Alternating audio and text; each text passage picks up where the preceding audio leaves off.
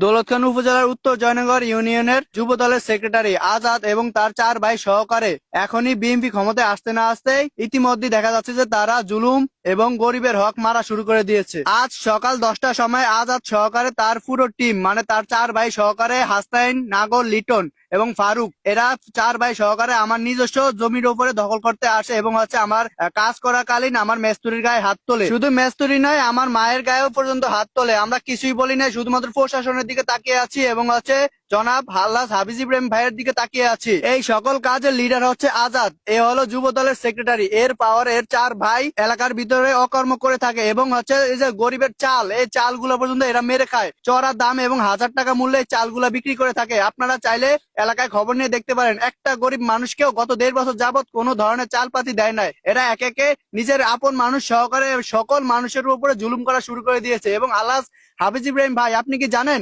উত্তর জয়নগর 7 নং ওয়ার্ড থেকে কেন আপনি জয়যুক্ত হতে পারলেন না? জানেন?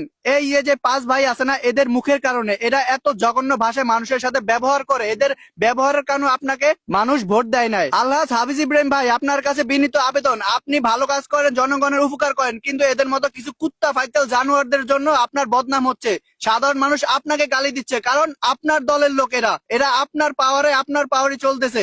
এবং এই যে যুব দলের সেক্রেটারি, ওই দেখেন বড় বড় বসে বসে এখানে সবাইকে লিড দিতেছে। মানে ওর 4 ভাই, 4টা হচ্ছে একদম মানে কি বলবো, জানোয়ার থেকে খারাপ। আপনি আমার বাড়ি দিলেন কি রাইডারে আমি দেখতে রুম আমি এনে কাজ করতেছি, আমার দায়িত্ব করে তো আমার কোনো সাধ্য নেই। আমি তো আপনাকে জবান নিতে চাই না।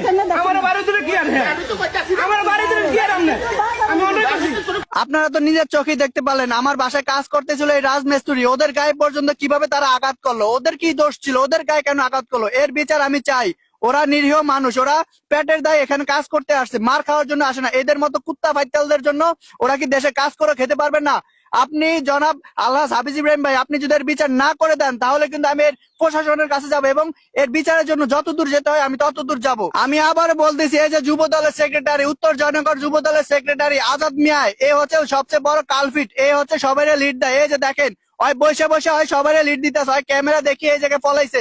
এই হচ্ছে সবচেয়ে বড় কালফিট। এর জন্য আপনাদের বিএনপির মানে বদনাম হইতেছে দৌলতখান উপজেলা থেকে এবং 7 নং ওয়ার্ড থেকে। শুধুমাত্র এই 5টা ভাইয়ের জন্য আপনি নির্বাচিত হতে পারলেন না, কারণ এই 7 নং ওয়ার্ডে আপনার অনেক ভোটার ছিল। শুধুমাত্র এদের মুখের কারণে একটা মানুষ আপনাদেরকে ভোট দেয় নাই। এদের শুধু মুখই নয়, এদের ব্যবহার এবং এদের আচরণ যে কতটা ভয়ঙ্কর এবং কতটা যে খারাপ, সেটা একমাত্র আপনি যদি এদের সাথে না মেশেন এবং যদি এলাকায় খোঁজ খবর না নেন তাহলে আপনি কখনোই বুঝতে পারবেন না। এখন সবে মাত্র বিএনপি ক্ষমতায় আসছে, এখনই এই অবস্থা, আগামী 5 বছর কি অবস্থা হবে আল্লাহ জানে। সাধারণ জনগণ এবং আল্লাহ হাফিজ ইব্রাহিম ভাই, আমি আবারও আপনার কাছে অনুরোধ করছি, আমরা দৌলতখান থানায় পর্যন্ত মামলা করতে পারি না, কারণ এরা দৌলতখান থানাটা পর্যন্ত এদের হাতে নিয়ে নিছে, কারণ এই ক্ষমতাটা আল্লাহ হাফিজ ইব্রাহিম ভাই এদের হাতে দিয়েছে।